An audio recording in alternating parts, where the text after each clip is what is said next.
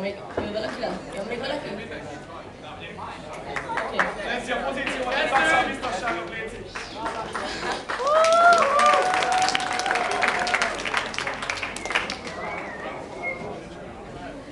Gyönyörű napfényes reggel volt, mikor Ludas Matyi másnaposan felébredt. Felkelt, átment a konyhába, ahol anyja éppen a reggeliét csinálta. Leült, és éppen belekezdett volna az evésbe, mikor az anyja elkezdett neki károgni. Matyi, hazudtál a tesztó! Csak fekszeljet, hogy aztán iszol! Csak a ludakkal foglalkozol! Már semmit már nem dolgozol! Születcsogó! Ám főhősünk nem törődött a kritikával, és inkább kiment a kocsma elé haverjaihoz megbeszélni, mi folyik a faluban éppen. Gyere, Matyi, mesélek! Híreket és meséket! Azt mondd nekem, kedves Béla! Hol van legjobb partimáma? Döbrökbe tolják a népet, ott mind jól betépnek. Jól vigyázz, gondold meg, mit csinálsz, mert van ott egy arc, ki ellen nem megy a harc. Ottan a fő góri, jut neki mindig bóli. Köszönöm a segítséget, indulok s én is jól betépek. Matyi, mivel még mindig fájt a feje, nem törődött a figyelmeztetésekkel, csak felkapta ludait és elindult a döbrögi vásárba, hogy eladja őket. Itt a liba, tessék, csak egy pillantás nézzék, gyönyörű bennél nincs, szebb, mint bármi kincs. A pénzből majd jól berúgok, árok parton fekve kinyúlok. Segítsek, jó lélek, berúgj egy szegénynek. Begurult ezen aztán Döbrögi, rögtön tekintett a securitiknek. Tükfiam, mit csinálsz? Engedély nélkül árult kínálsz? Hát rád küldöm az apekot, ha engedélyt azonnal nem látok. Libacomb és libafar, hát erre vigyázik a két kar. El is veszem most rögtön, ez kell nékem, én eldöntöm. Matyit kidobták a buliról, jól megverték, a ludait meg Döbrögi elvette. Miután összeszedte magát, nagyon dübegurult és megfogadta, hogy ő ugyan még egy sört sem fog addig inni, még ezt a sérelmet Döbröginek 3-szor vissza nem adta. Mit képzel ez a Döbrögi? Ludamat mind elveszi, megverés jól kinevet, adok én neki eleget. 3-szor kapja vissza, de gyorsan, míg pénzem elne vissza. Megy egész szakmát tanuló, az ő eszén majd túljáró. Mivel anyjához nem ment visszavenni üres kézzel, inkább bejárta a világot, és maga sem tudta miért, de megtanult 3 nyelven is.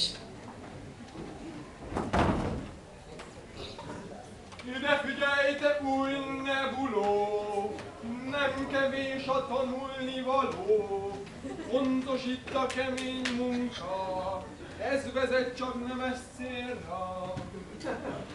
Matthew, miután megtanult mindent, úgy gondolta, hogy ő itt a bombacsávó mehet az első menet, visszament Döbrögbe, ahol látta, hogy Döbrögi új 100 milliós kastélyt épített magának uniós pénzből. Igen ám, de az adócsalásra rájött az apek, és így abba kellett hagyni az építkezést, a tető pedig még nem volt kész. Matyi gondolta, hogy ez egy jó lehetőség, így elővette újonnan szerzett nyelvtudását, és bement, hogy elvállalja a munkát. Mihelyest beért, elkezdte flippálni a fákat, amit az uraság használt a tetőszerkezethez. Dickfiam, mit csinálsz? Hát húzod azt a téglát, sose lesz kész az a ház! Kezd el fogyni az eurós pénz, a tetőt miből fedezzék? Semmi baj, kedves jó úr, lopunk fát a szomszédból, ingyen van és bérmentve, gyorsan menjünk sietve. Induljatok sietve! Igen ám, de mielőtt Döbrögi emberei nagy csendben szedték a fát, Matyi kitöltözte az uraságot az egyikhez, és így szólt.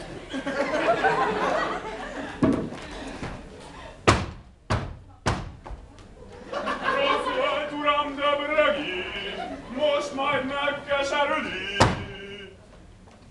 Elverte egy tölgyfa messzivel, majd otthagyta. Jaj, mit képzelsz? Megverés jól kinevet? Na Döbrögi megkapta, a pénzem is visszaadta, a csatát ugyan megnyertem, de a háborúban még nem győztem. Matyi, miután megint kiózanodott, úgy döntött, másodszorra is behúzta Döbrögit a libájárával, hát elment előtte egy 2 hetes intenzív mentalista orvostanfolyamra, hogy tervét a következő fázisba léptesse. Tudniillik, Döbrögi még mindig a verése után lábadozott, és Matyi úgy gondolta, oroszkorozlónak öltözve bejut hozzá, és jól megveri megint. Feltette hát szörmekucsmáját, és orosz akcentussal beszélve bement Döbrögihez. Jaj, kedveseim, élni nem bírok. Gyorsan, valami orosz hozzatok, majd az meggyógyít. Dalmat enyhít. Itt vagy én, jó uram, meggyógyítom az önnyomban. Azzal a szolgákat gyorsan elkezdte utasítgatni. Menjetek gyorsan, induljatok, hozzatok kendert, ópiumot, ne lássalak, míg meg nincs minden, legyen mézes kalács is, mert azt szeretem. Egyedül maradva Döbrögivel, Matyi újra jól elvette az uraságot, és újra elvette tőle a lodaiárát, majd otthagyta és keresett egy kocsmát.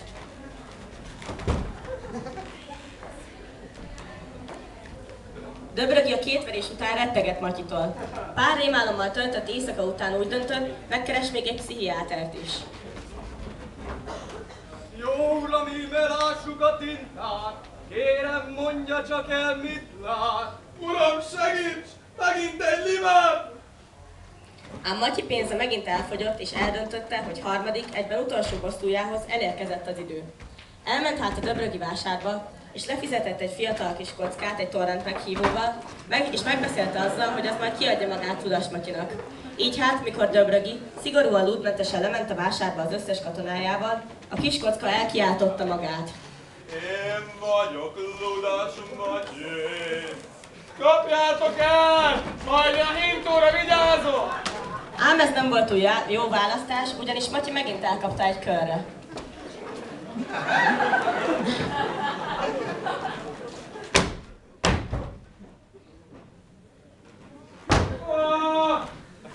Na Döbrögi megkapta, ludakárát visszaadta, megyek gyorsan eliszom, hajnalig csak partizom!